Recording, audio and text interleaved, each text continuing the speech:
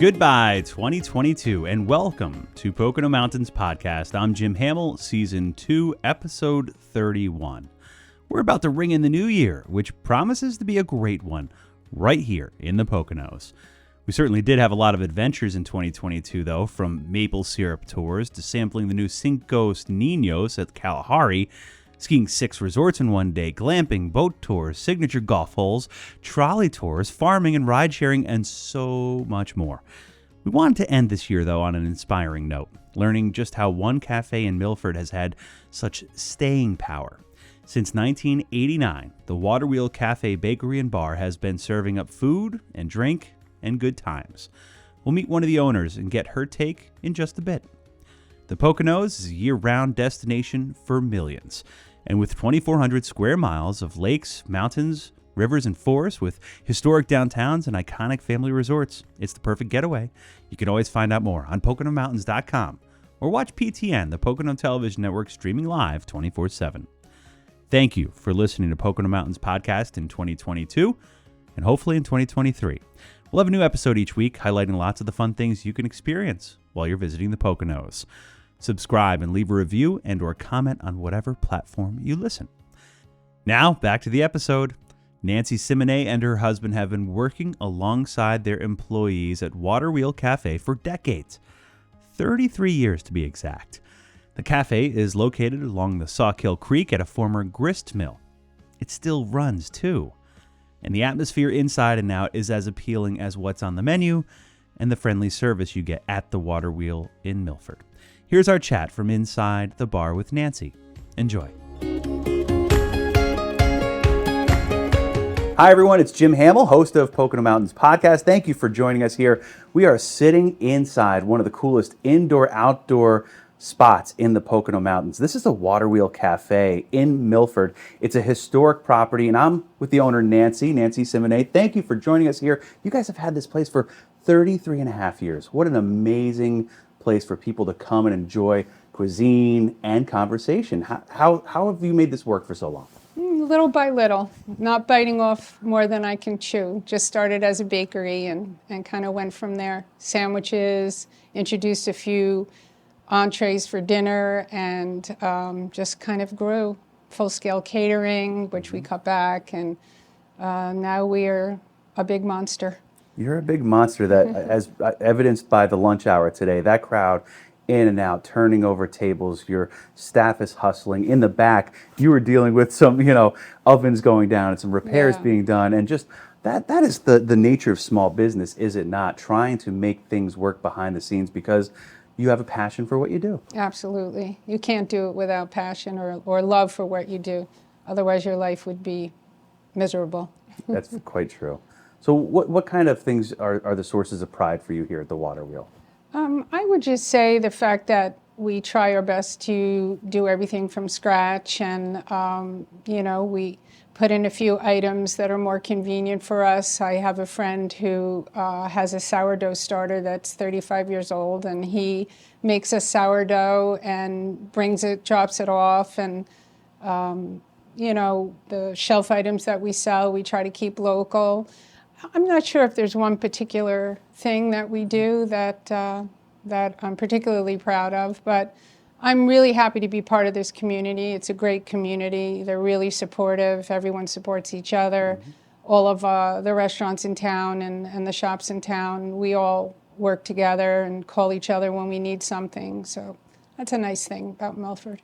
Yeah, I mean, the small businesses are part of that community, right? You can't just be on an island alone, surviving day to day. It's the community aspect. And to think, too, like just the community that you've built up here within, your family-run business, the staff.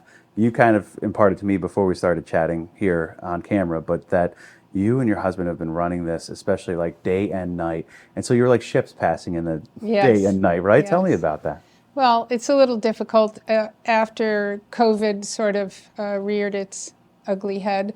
We sort of had to reinvent ourselves. We never missed a beat. We never shut. We just went right to takeout. I had ordered 60 pounds of corned beef for St. Patrick's Day, and I wasn't going to lose that, Yeah. So he, prior to COVID, handled all the live music that we had. We had 4 nights of live music at one point. And I was up in the morning baking, so he'd come home at 2 in the morning and I'd be up at 6 in the morning, and we'd just be like ships passing. Little beep of the horn as I came up the hill and he's coming down the hill. You know, it's definitely a labor of love because it occupies your life. It does, but you wouldn't have it any other way. You have a passion for it, as we mentioned, but also too, like the community relies on you guys. You guys provide jobs for how many people? It's like, you know, something that people can rely on as a place for culture and community, right? Right, definitely. And this community reminds us of that often. Whenever I sort of get down and I feel like I can't do this anymore, I'm exhausted, somebody will say, you know, you're feeding us, you're nurturing us, and you don't stop to think about those things until someone points it out to you. And then you're like, okay, take a breath. And when, like today, when the oven went down and next week is Thanksgiving with hundreds of orders, Right. I know at this point, took over 33 years, that I'm not, I'm going to get over it. Something's going to happen. Whether I get a new oven or a repair, it's just an inconvenience. That it is an inconvenience, but you struggle through, you muster through, and obviously today you're able to get things going. Right. You have contingency plans and you make things work. And I have a great team for sure. You know, we most of the kitchen help, and even in the front of the house, have been here. My chef's been here for 24 years. My sous chef for 15 or so, and so you know they started when they were in their 20s, and I was 27 when I started. So, and I always brag that in all these years I've only had to fire 3 people because we're so busy and so everyone's so spot on. The team just turns that if you don't fit in, you sort of just don't come back. And that works out nice because nobody has to fire anybody, you know. Also, too, I think I'd be remiss if I didn't mention just the historic nature of this property, right? Oh, for sure. You've got the Waterwheel, the mill, the exposed brick in here. I mean, just the amazing ambiance that this provides. It's so homey, so historic, right? Yes. A lot of European people say that it has soul, you know. It's very evokes emotion when you come in here. This space here in the bar used to be the wheelwright's room. He built all the wheels for the stagecoaches that came in and out of Milford, or for folks who lived here. And I did have a customer who gave me a register of people coming for grain. It was for their animals, grist. Yep. It's a grist mill. Mm-hmm. And it's amazing to see, you know, how many pennies and you know, they would make the trip on their horse and buggy. I met a 98-year-old woman in an antique shop when I first started collecting things before I opened. And she said that, oh, I know the Roe Brother mill, grist mill really well. I shorted them a penny once, and I had to take my buggy down into town and give them. And I just thought, I can't even imagine, you know. Yeah. It's a cool place. And then there's another local friend who said when the snows used to be really bad, good for us, for them, for kids, they would take their skis and ski into town from their homes. So it's pretty cool little neighborhood. So being a small business and having such a historic, you know, property that's over a century old, easily, that's a lot of upkeep, is it not?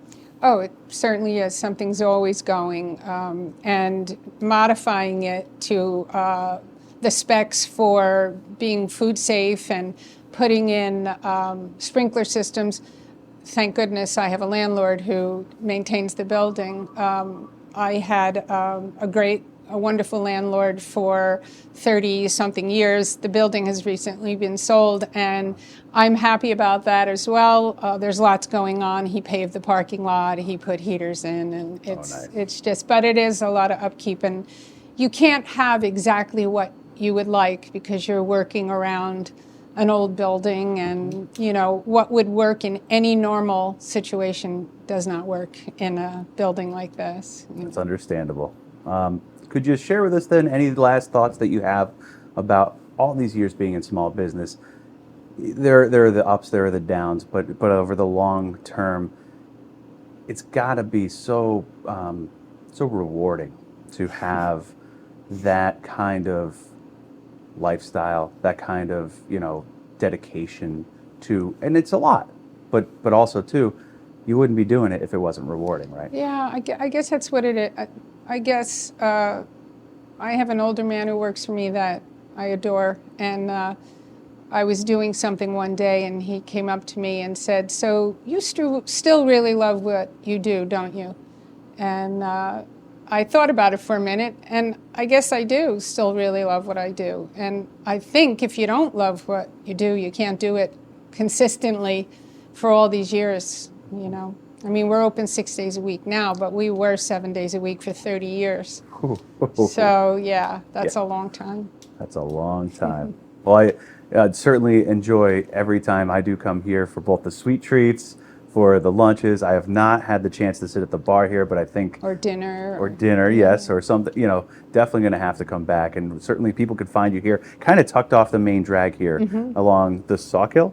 Yes, Right. Sawkill Creek, yeah. It used to be a disadvantage until GPS.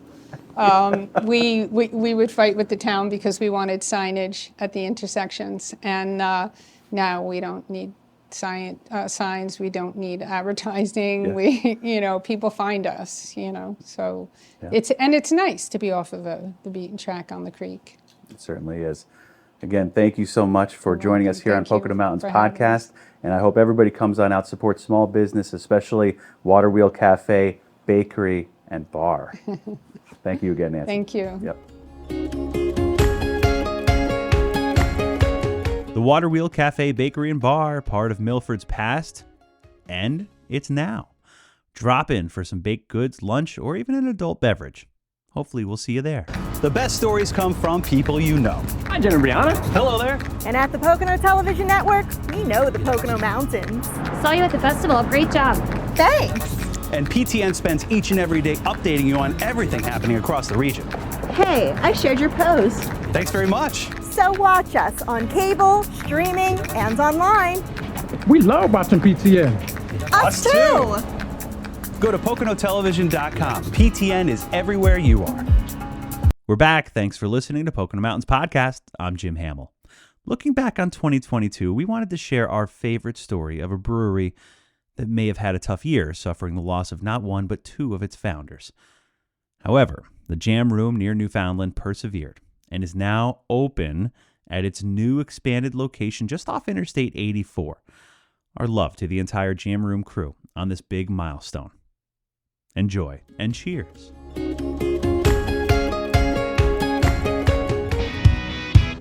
The time has finally come for the team behind the Jam Room Brewing Company in Greentown. The opening act for the brew house's new location has been the beer garden outside. But now the tasting room and the restaurant Sound Bites are ready to rock. To open the beer garden first and to be doing to-go sales, just to really, you know, get our feet wet and really feel what it's like to run this place. It's a good transition because coming from such a small setup that we had before to something this size, it's been a little difficult sometimes. It's good to see, you know, what it's going to become. PTN stopped in earlier this year as the crew was working nights and weekends to get the new Jam Room open. The partnership and friendship started 12 years ago after these guys started brewing in one of their basements, then blossomed to a small location in Newfoundland 5 years ago, and now to a fitting stage for the brewery. We've come a long way. I mean, you know, we started off in a basement, the Jam Room, and, you know, getting to that first place, which was a lot of work, but really paid off, you know, and it just got to the point where we knew there was no way we could just stay there at that little place. So the brewing operation, the vinyl albums, instruments, and the entire team made the move to this location just off the Interstate 84 exit at Route 507. Take that twist that nobody really thinks of and put that spin on it, you know, those things that you've been seeing forever, and just recreate them and reinvent them and try and do it right. We're definitely going to have a braised oxtail or a braised short rib over grits or polenta. On top of that, the Jam Room will be expanding its brewing operation by year's end, meaning it will have plenty of these music-inspired beverages for fans who stop in along the Pocono Beverage Trail. To be in this position now, to 10 years ago, there wasn't a single brewery around here. And now it's, you pick a direction and just go, and you're bound to find 2 or 3, so we're happy to be one of them. All this during a pandemic, and eventually, heartbreaking loss followed by heartbreaking loss. And the walk-in cooler is bigger than the old jam room. So just to give you an idea of the sense of size. Shortly after he showed us around the new jam room, Rick Schweizer passed away suddenly, leaving this band of brothers without a big part of the team.